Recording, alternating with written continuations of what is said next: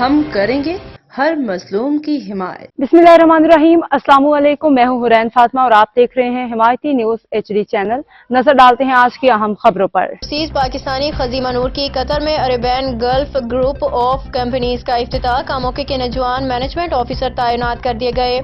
تفصیل کے مطابق نارنگ منڈی سے تعلق رکھنے والی overseas Pakistani CEO Arabian Gulf group of companies Khuzaima Noor کی زیر سرپرستی افتتاحی تقریب قطر میں منعقد ہوئی، جس میں مہمان خصوصی حمد المنصوری، کسٹم آفیسر قطر محمد شہید، لیبر آفیسر قطر میرال کبیسی کفیل، CEO Arabian Gulf group of companies Khuzaima Noor, management officer Arabian Gulf group of companies سیٹ کیسر، امانت علی یوسف مینیجر کمپنی، دیگر نے شرکت کی۔ اس موقع پہ CEO خزیمہ نور نے کاموکے سے تعلق رکھنے والے سیٹ کیسر امانت کو Arabian Gulf group of companies کا مینجمنٹ آفیسر مقرر کر دیا گیا۔